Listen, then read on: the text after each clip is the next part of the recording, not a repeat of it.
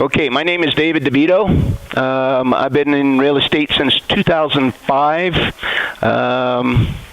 and I'm currently your MLS committee chairperson. So I will be hosting your orientation today.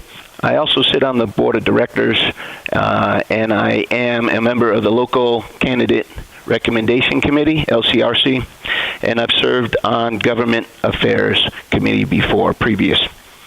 All right, this is our agenda for today.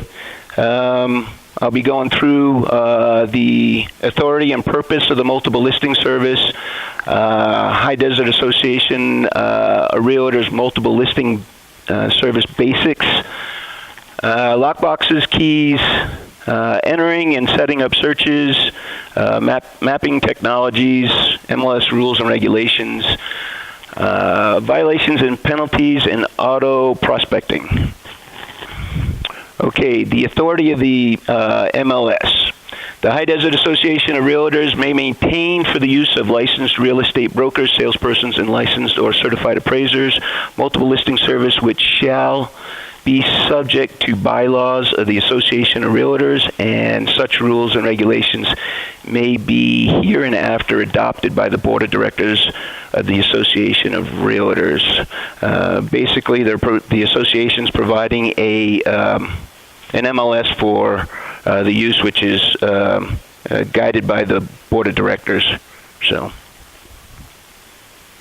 the purpose of the MLS is brokers and participants to establish legal relationships with other participants by making a blanket unilateral contractual offer of compensation and cooperation to other brokers and participants. This is a unique field because we sell each other's product.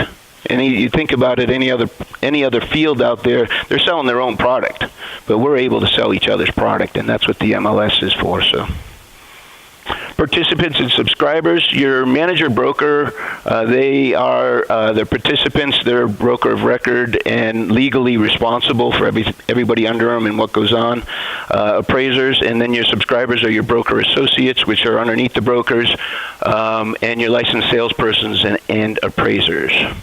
Your cost of membership, it's $32 a month, but it's billed quarterly.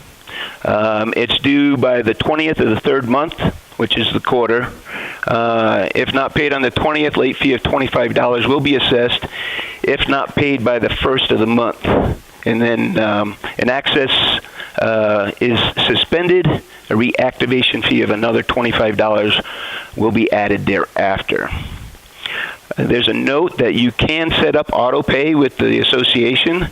That way, if you give them a credit card or something like that, it's automatically taken. You don't have to worry about making your payment or forgetting your payment.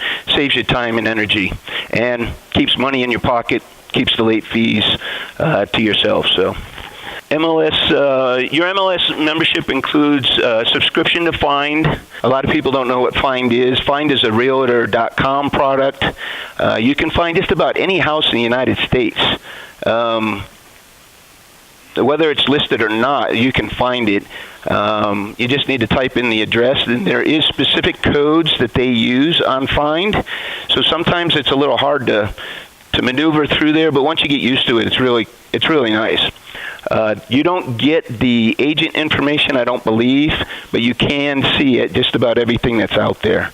And that's a great product. It is through Realtor.com, though. Claris Market Matrix, that there is, it gives you graphs and stuff about the market, what's going on in the market. You can choose different time frames and stuff, and provide your graphs to your clients and stuff like that. So it's a very good tool. Claris Investor, if you're dealing with income property and you want to look like a super genius, that's your one right there, Claris Investor. What it is you would put in certain things you know about the income property, your income, and then all the expenses that go along with it. And what it'll do, you'll just hit submit, and it'll spit out a full report for the investor themselves, and it really makes you look like a wizard, basically. It'll give cap rates and what they're looking for, so it is really nice. Your Doc Central is for your document storage. Your MLS Connect, which I use a lot, and I encourage you guys to use it as well. It saves you time. It makes you look professional because when you're submitting offers and you want to fill out the whole form, you don't want to just leave it like the listing side of it. If you're submitting an offer, you don't want to leave the listing side blank. You want to input the agent's name, their brokerage information and stuff. You want a complete offer. At least that's what I want when I'm a listing agent, and I do provide that to the listing agents when I write offers. So MLS Connect, you go to MLS Connect. If it's one of our local listings on our multiple listing service, it has the ID. All you do is insert the ID number and then hit find. It'll pull the address up, and then you hit select, and it pulls all the information from the MLS into your offer, which makes it nice. It fills all that stuff in. You don't have to worry about it. All you have to fill in is your information and the offer itself, basically.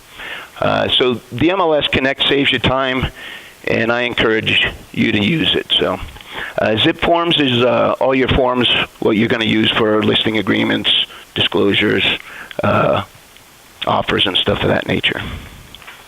Reciprocal agreement. We do have a reciprocal agreement with the Glendale MLS. It's a direct link to the home page. Your key can be programmed to their lockboxes.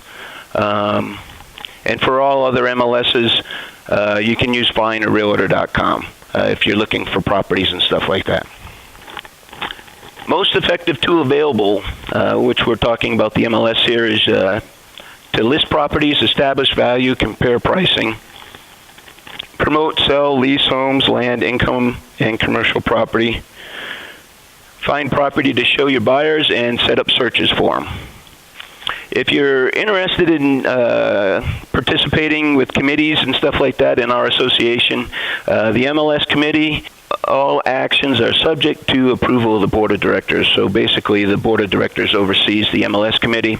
Appointed by the president of the association, all committee members are appointed, and you must be a realtor to be in this committee. Meetings are held on the fourth Thursday of every month at the association office at 9 a.m. Okay, your lockboxes. If you're not familiar with the lockboxes, they are electronic lockboxes. They record who goes in and out, and they are the only approved lockbox for the MLS Association of the High Desert. So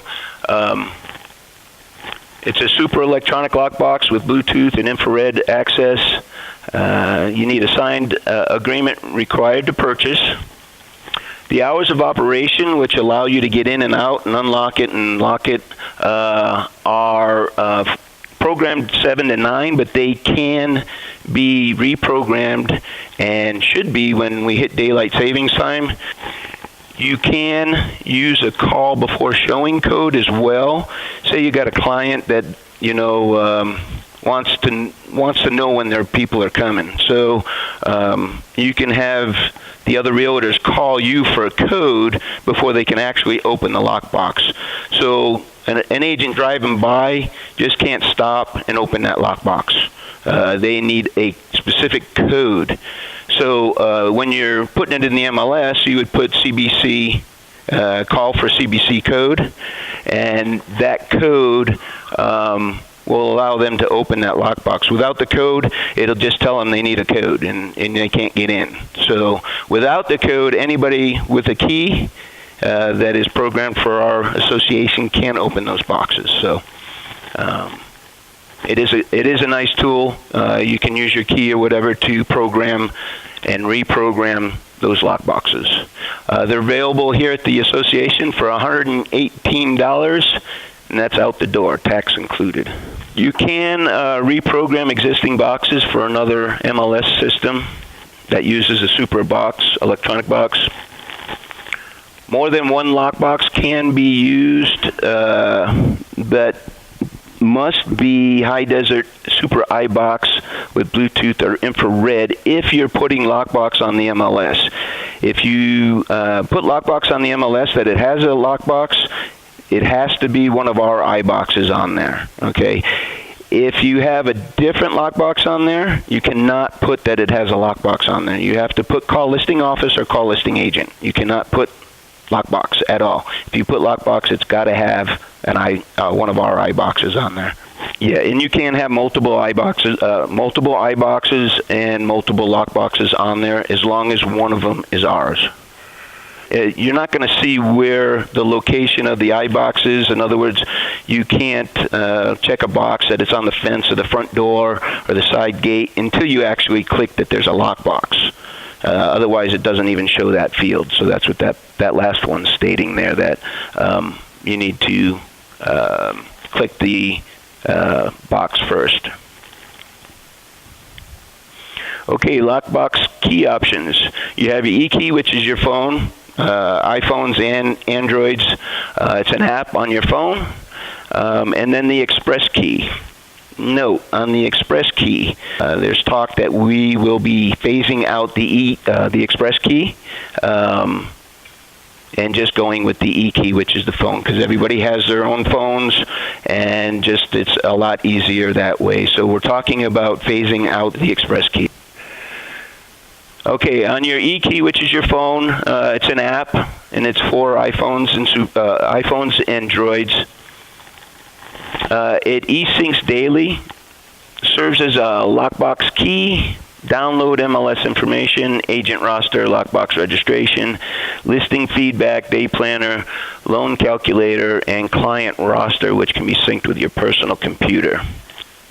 I have the basic, so the basic is $1,801 plus tax per month, and so I don't use a whole lot of that stuff up there, but if you're interested in using that, you can get the professional for $28.35 a month plus tax. This is the Express Key. It's updated automatically over the cellular network, real-time notice, long-lasting user replaceable battery. It charges with USB. You lease it for 1 year for $248.28 plus tax per year with an optional $29.95 for insurance. Renews in August, and if you get it outside of there, it'll be prorated. Again, beware, we may be phasing that out. Okay, we come to entering a listing. Existing residential properties start with the realist. Search county tax records. I'll actually show you on my next slide here. Right there is where we're talking about, where the yellow arrow is. You wanna start there. That's the easiest and the most effective way to do it. You click on that, and then you'll just enter the address in there, and it'll find the APN number, and you just hit fill or select, and it fills all the information in for you. Makes it nice. Same way with if you're dealing with maybe land or or if you just have the parcel number and you don't want to use the address, you can fill in the parcel number and get the address, and then it'll automatically fill it in and stuff. So, but you should with the existing homes, you should start with the search county tax records button there. Enter the address, select autofill. Remember accuracy. Our whole goal is to keep all data as pure and clean as possible. We want accurate information in our multiple listing service so that other agents that are utilizing our service have the proper information. So always make sure your information is accurate when inputting it. The assessor's been wrong. I've seen it plenty of times. They've been wrong, and it may not be their fault. It may be their fault, but there's plenty of times that you walk into the home and it's a 4-bedroom, and the tax records say it's a 3-bedroom. Then you talk to the seller, and the seller says, "I bought it brand new. Never did anything to it." What that is it could be a tract home where the builder's building multiple homes that are similar, but they're offering 3 plus a loft or a den or you have your option for a 4th bedroom. Well, that buyer chose a 4th bedroom, and they didn't, either the builder or the assessor never changed it. So that's where that information can be wrong. So always make sure, even if you're using the autofill, remember to double check your bed and your bath count, because sometimes they get it wrong, just so you know.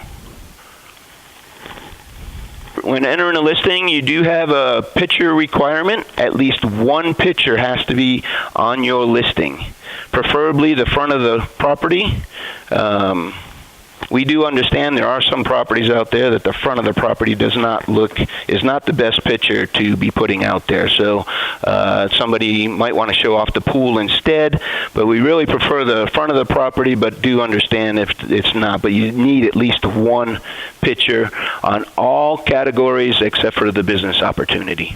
And it must be posted within 3 days. Your pin placement, that is very important. Some people just let it go and don't do anything with it, or don't double check your pin placement on there. Yeah, see, it says place pin on map. If your address is filled in there, it'll automatically, and then you just place it on there. It should place it properly, but you want to double check on that. I know, and I'm not sure if they've updated it, but I know in the past, if you didn't check your pin placement, it would put it on the other side of Victorville, leaving the area in the 15, way out there, no matter what your address was.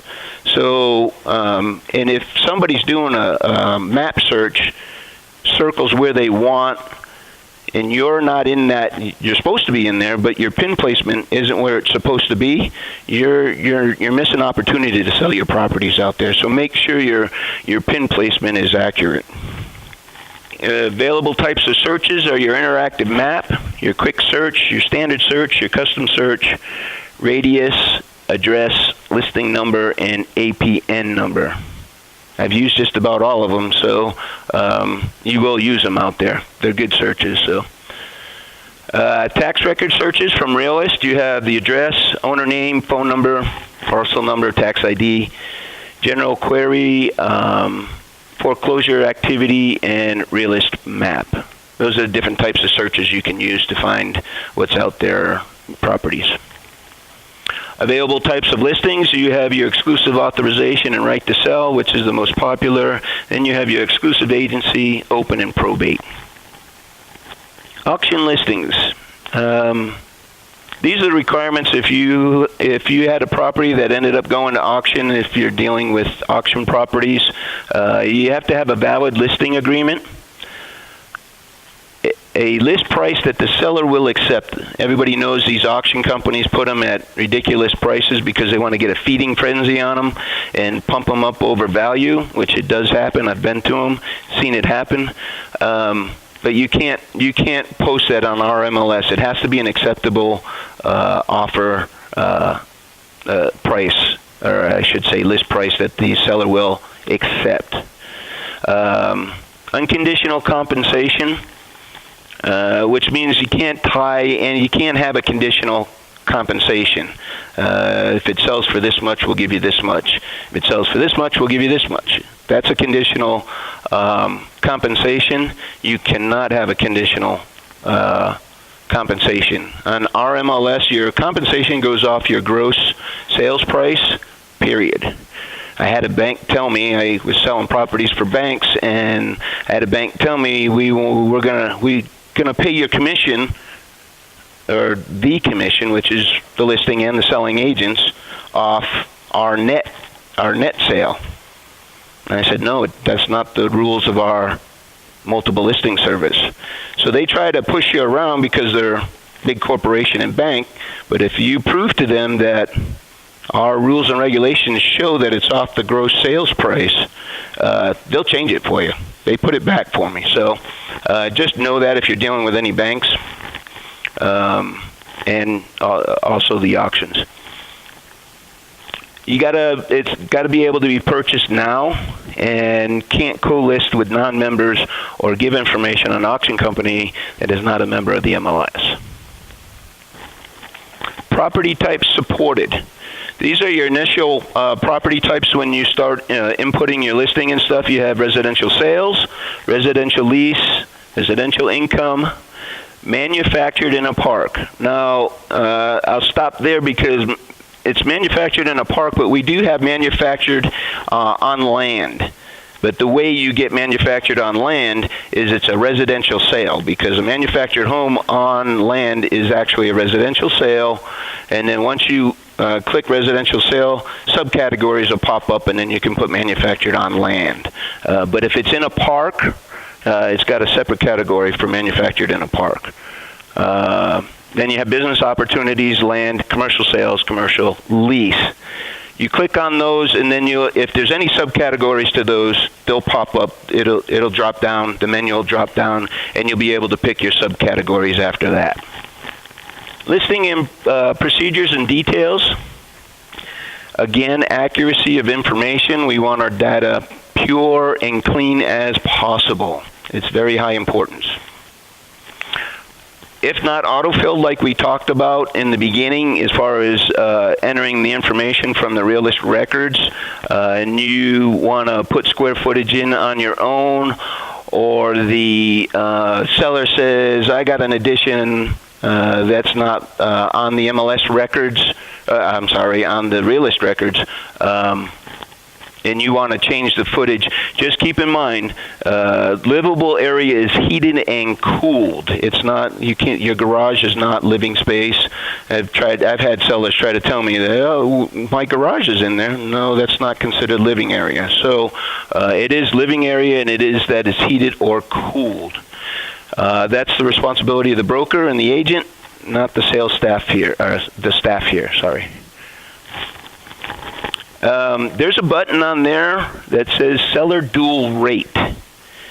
The proper meaning of seller dual rate is if you have a agreement with the seller that if you were to sell it yourself, you would collect X amount of commission, basically a lower commission, giving yourself, I should say, an advantage over selling it yourself, which you do have an advantage, but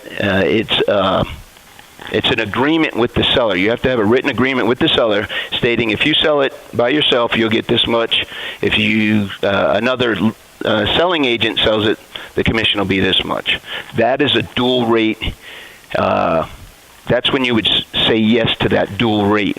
That you have a agreement with the seller that you got two different rates. If you sell it by yourself, or if you have it sold with a selling agent. Some people get it confused because you can have two separate commissions. Listing agent can get X amount of dollars or X amount of percentage, and the selling agent can get a different percentage. That's not a dual rate.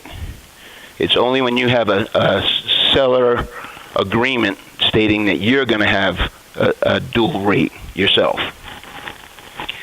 Listing procedure, more details. Some fields in the listing cannot be changed once you actually input them and save them. Once that happens, that's all you get. You would have to contact the association as far as maybe a sale date, sale price, or something like that, or your broker can't even do it. I think you have to submit a form to the staff here, and they will be able to change some of those. Your original list price never changes, so be careful when you double check that before you hit save, because once you hit save, that's it. That's your original list price. And you could put in there $1.2 million, and you look at it, and you're like, oh, man, it's supposed to be $200,000. And next thing you know, that's your original list price, so you got to go back in there and change it. So you can change your list price, but your original list price stays where it's at. Sale date, listing date. Make sure all information is correct before saving, of course. Your fair housing words on the MLS. Everybody knows what fair housing is, correct? Okay, so you all know that there's certain phrases, words, and stuff like that you cannot use. Believe me, there's what I call the ambulance chasers out there, the attorneys and stuff out there that are looking for your mistakes so they can put some money in their pocket. Keep yourself safe. Also, another thing while I'm on the subject, do not use the word call in your marketing remarks. The word call triggers it triggers a violation, basically, is what it comes down to, because it's assuming that you're going to put in there, call the listing agent, and you cannot have any of the listing agent's information in your marketing remarks. Utilize the check button after submission. It's actually a check it button. You'll hit submit on your listing, and then it'll bring you to where you can load your pictures and other documents that you want to attach to the listing, and then on it you'll see what they call a check it button. It just says check it. Hit that button, and what it does is it automatically searches for violations that may be there. So that'll tell you, okay, you had the word call in your marketing remarks. Just go out and pull that out of there, and then you'll be good to go. So always hit your check it button. And the check it is also, even if you missed it there, once it's up and live, you can go back. You can just pull up your listing. You don't have to be in the edit section, but you can just pull your listing up, and then below all the pictures, there's that check it button again, so you can hit it there as well. So just utilize that check it button. Keeps money in your pocket, and fees and fines free from you. Make sure your pin placement is proper. This is your interactive map search. There's different ways to search on this map. It says center on listing number or location, so you can type in a listing ID number in there or your address in there, and it'll show. It'll bring down there, and then you can run a radius search around it, or right here underneath draw. There's different ways you can draw in there as well.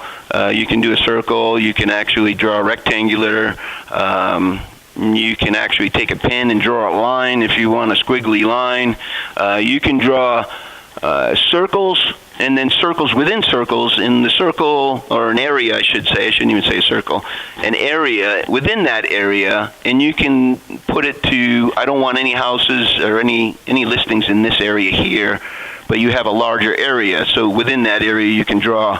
You got a client that doesn't like that neighborhood or whatever, so you can draw a circle around there, or you're drawing, and you can put that you don't want any listings to show in that area, but you have the larger area that it'll show. So it's actually nice. Off to the right-hand side there is those all drop down or open up, expand once you click on them. Property types, your property subtypes, status, price, structure. Those are some of the basics.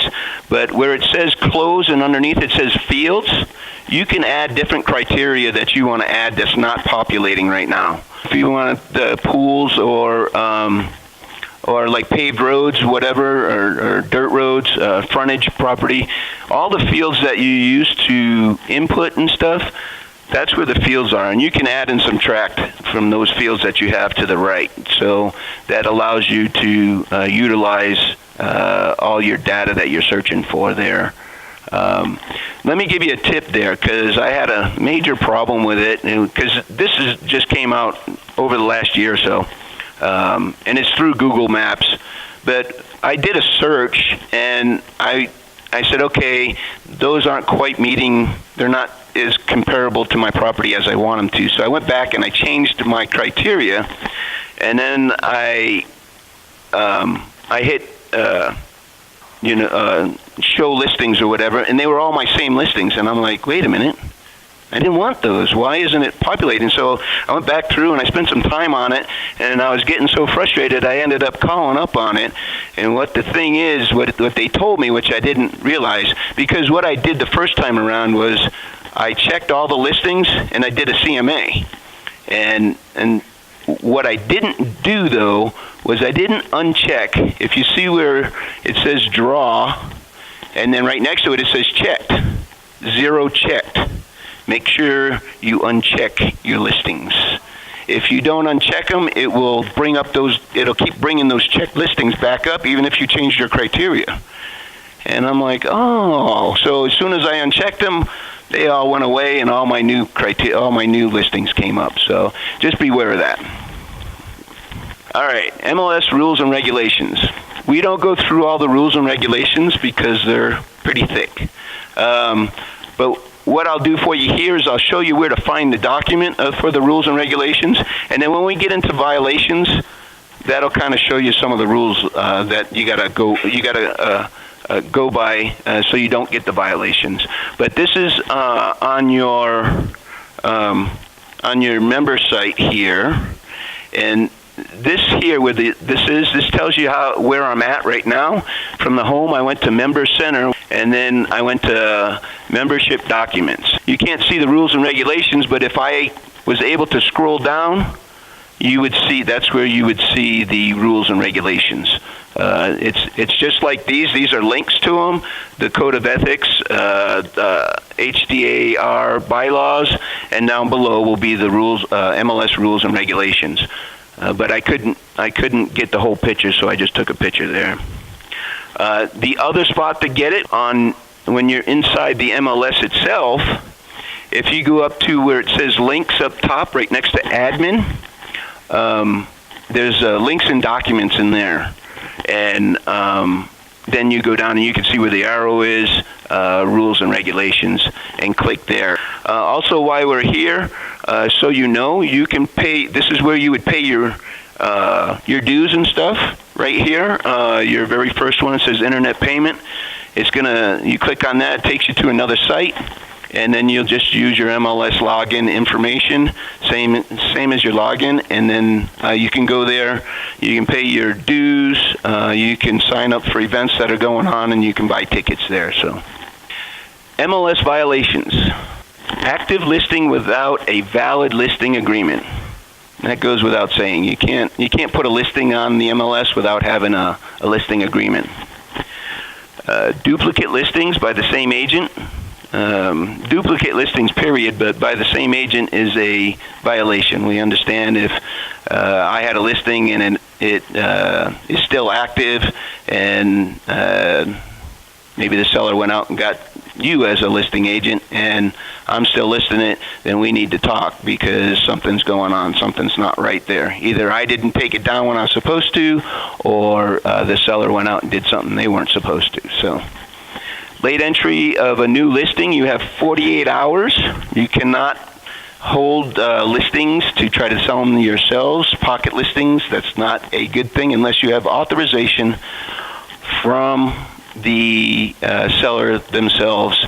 And if they do authorize you, they want to give you 2 weeks to sell it on your own, then you should have a signed authorization form from the seller, and then you have to submit it to the staff here so they have it and they understand what's going on. But other than that, if you have a listing that you're taking and they're not quite ready to list it, of course you always want to ink that listing. You want to get the listing agreement in writing. So what you can do is to have the listing agreement start 2 weeks down the line. So once it's started 2 weeks down the line, or however far down that the seller wants, hey, look, I need a couple of days, or I need 10 days to paint and get this thing ready. I want that. So you just make it start 10 days later, have them sign it. You have proof that, yes, I do have the listing, but I am not, it doesn't really start till, the 20th, even though it's the 10th today. So at least you have that in writing. But if you have a listing that's supposed to start today and you don't put it on till the 10th or the 12th, whatever, that's a violation. Property listed by a non-MLS member, that kind of goes without saying. You can't put it on there if you're not an MLS member. Late reporting of sales. You have 24 hours after your property closes to change it to sold and put in the accurate selling information. Why I'm here, because I don't think I mentioned it yet, We have the data checker. Data checker is an automated system that checks for violations. We used to have to do it manually. Other agents would have to let the association know, look, this guy's in violation or this person's in violation. But now it's an automated data checker, and it actually just got started on the 2nd. It's actually been started for 3 or 4 months now. We got it going last year, but we decided not to pass out fines until we actually got the transition. Everybody felt comfortable with it. We got it down to where it's not giving false violations, which it still may, because we go back to what I had said before, where the realist is wrong and you're walking into your property and it's really a 4-bedroom, the data checker may catch that because it's looking at the realist records and it's looking at your listing and you're saying it's a 4-bedroom, realist says it's a 3-bedroom. That may be a violation. So if that happens, you'll get a hold of the association. I'm kind of getting ahead of myself because that's one of the slides coming up here. But the data checker does check for inaccurate. So what I was getting at here is inaccurate selling information. It's going to check realist. If it's sold for $250 and you forgot to change the list price, and you just put sold and it was $260, say, this will catch it, and that'll be a violation. So just beware there. Inaccurate status information: active, backup, contingent, pending, or sold. And just on the inaccurate, let me touch on that as well. If you are doing short sales, because this is kind of a pet peeve of mine, I hate it when, and I understand why agents do it, but it's not right. And it is a violation. You cannot have a listing that is a short sale. Your seller signed an executed offer, and it's already submitted to the bank. And the bank, you're waiting on the bank to give you an authorization. Your listing should be backup or contingent, not active.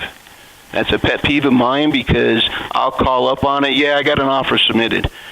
Are you showing? No, not right now.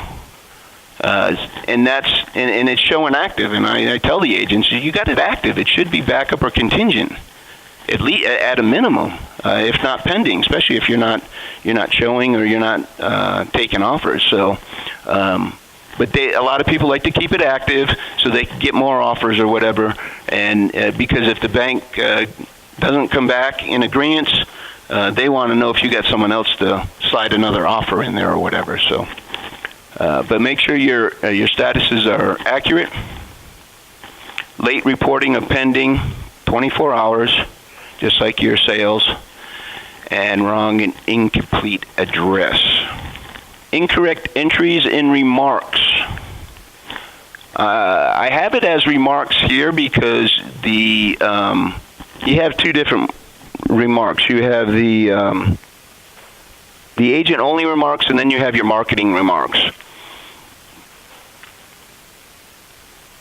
Accepting backup offers, which you can have in your agent-only remarks, but property showing active, that's not good. That's contradicting itself. And then lockbox security system codes, lockbox codes, or security codes, you can't have those remarks anywhere. And you cannot have them anywhere on the MLS.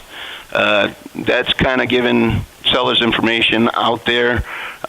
What I do is I put the security codes or the if I have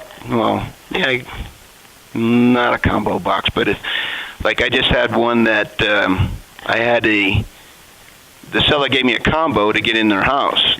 They actually had a keypad on their front door. It actually worked the front door and also their security system. So when you put in the proper code, it would shut down their security system and open the door for you. So what I did was I used my super box and I put the code in the super box. So I know who's getting the code, and unauthorized people cannot have that code because it's other realtors opening that are super boxes. So you cannot put the codes on the MLS. That's a major violation. Now, for marketing remarks, you cannot market yourself, which means you can't put your phone numbers, your emails, web addresses, or anything like that. The marketing remarks are marketing the property and the property only. So if you're putting remarks in there, you need to ask yourself, is this marketing the property or the neighborhood or stuff around it? Or is it referring to something, me or something like that? You cannot have anything about yourself. It's all about marketing the property. And remember that call. Do not put that call word in there. Also, I forgot to touch on pictures. When you're putting pictures in the MLS, you cannot have a picture of your sign or your rider or anything. Again, you're marketing the property. You're not marketing you or your company that you're with or anything. So that's a violation as well on the pictures. So beware of that. Wrong property type, wrong zip code, discriminatory compensation language. Again, that goes back to kind of a conditional compensation, which would be one instance is if you're a local realtor, your commission is X amount. If you're out of area, your commission's a different amount. You can't do that. It's unconditional compensation, period. Fair housing language violation. No compensation offered. You have to offer a compensation, period. Is $1 compensation? Can I put a listing in with $1? Anybody? It is compensation. Will I sell my listing? Probably not. I know I wouldn't show a listing for $1. Doesn't even pay for my gas getting over there.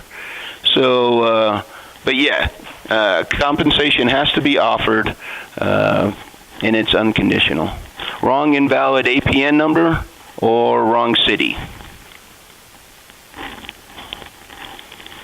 This goes back to our data checker, and this just came out on the MLS the other day. I threw it in there for you just so you know who to contact and what goes on if you happen to get a violation. In other words, we went live with our data checker. I mean, we were already live, but we weren't enforcing it like we will now. And believe me, some people get all upset. You guys are just trying to get our money. We're not trying to get your money. I've stated it more than once in this orientation that we are just trying to keep our data as pure and clean as possible so that other agents, when using the MLS, they're getting the correct data. If I'm looking for comps for trying to sell my house, and I'm using comps that I think are the right data, and it's not, it's wrong data, that skews my comparable or my pricing on how I'm going to price mine. So we're just trying to keep our data as pure as possible. The association doesn't want your money as far as fines and stuff like that.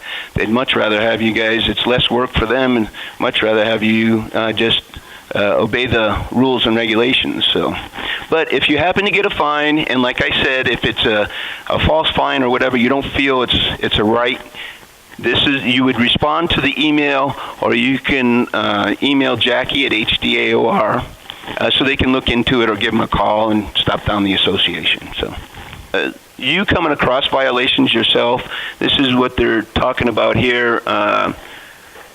You want to contact a listing agent and assume that it's a mistake. Always assume that it's a mistake, because think about it. You guys are going to be inputting listings yourself. And if you guys aren't making any mistakes out there, I want to shake your hand, because we're all human. We all make mistakes. So assume it's a mistake. If it's something that's in your eyes and you want to contact them. At least that's how we used to do it. We used to have to contact either them or the staff here. But now that we have the data checker, that may be going away. But you know what? If you see something and you know the agent, or even if you don't know the agent, give them a call and say, hey, you got this and it shouldn't be that. It should be this. Just wanted to give you a heads up on that or whatever. Just a common courtesy call, one human to another. And you know what? If they don't correct it after that, then you can feel free to report it if you want to. But again, we have the data checker. But there are mistakes out there. They do happen. The easiest way, if you're going to report a violation, it is in the upper right-hand corner, report a listing violation, and then it'll pop up another screen. Just put in there what you think the violation is. So, and the alternative way is to MLS violations at DiVito.com. That's another way as well.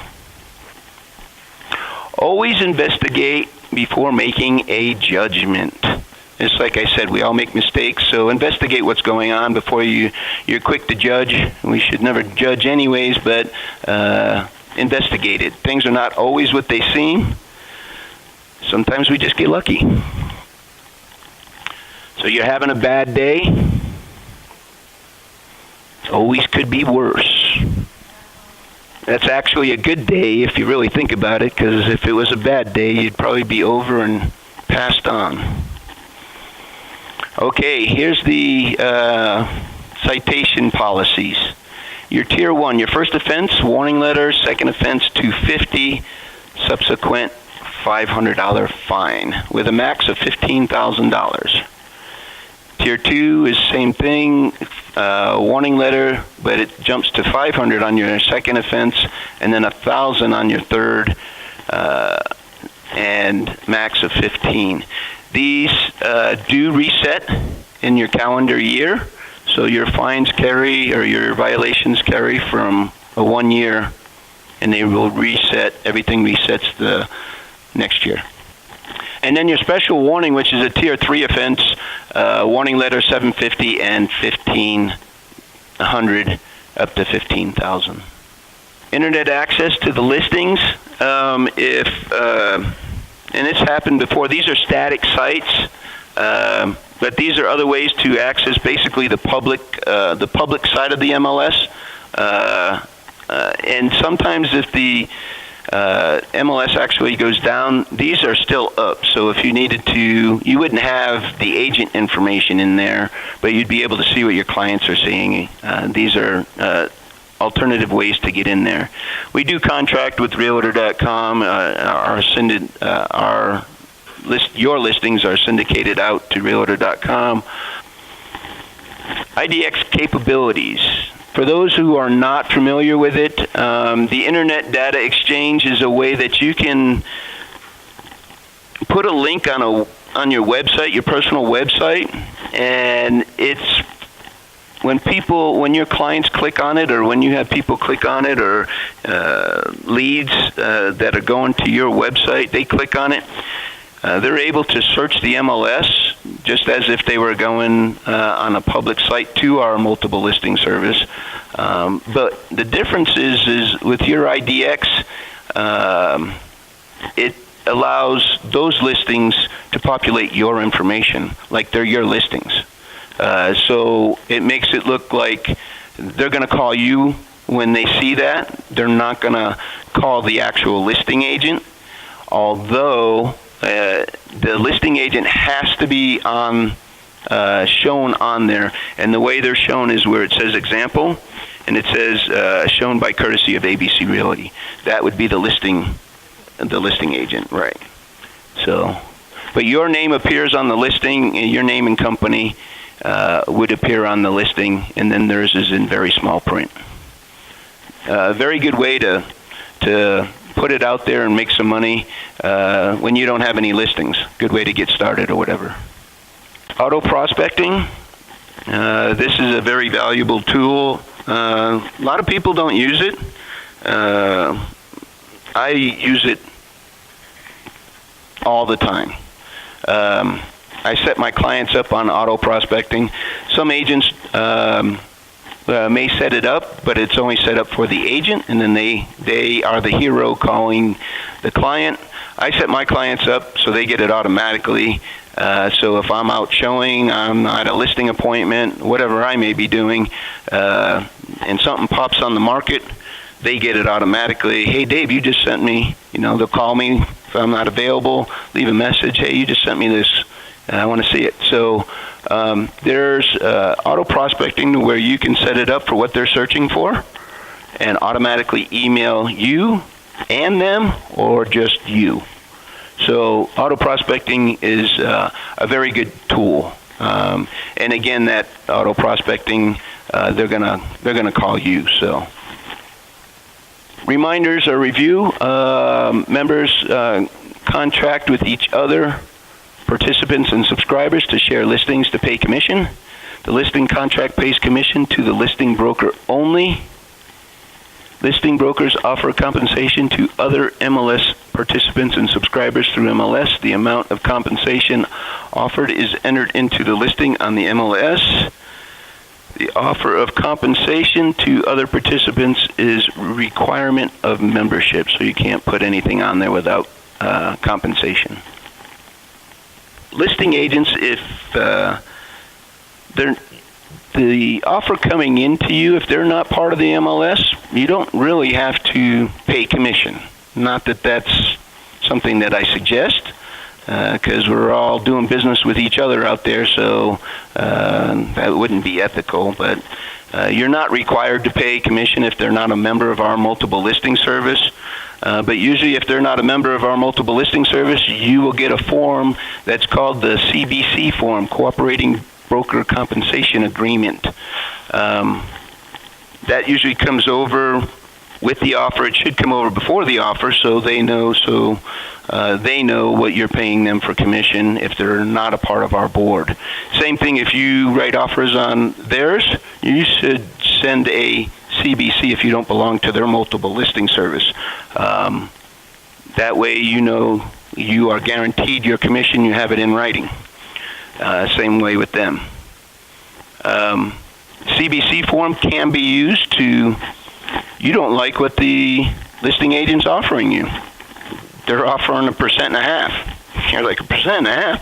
Look, I'll show you property, but I want to make sure I've showed you property. I'll write you an offer, but I want to make sure I'm getting 2.5% or something.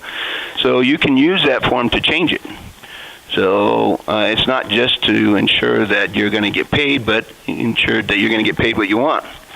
They don't have to agree to it, but can't hurt to ask. A big no-no is do not put commissions on the purchase contract. Commissions are separate from the purchase contract. The purchase contract is between the buyer and the seller. We are just facilitators of that contract. We're really not even supposed to be part of that contract. So by putting our commissions on there, that's not right. You're not supposed to do that. Commissions are on the commission broker compensation agreement. We already talked about the seller's dual rate and what it actually means. And that's it.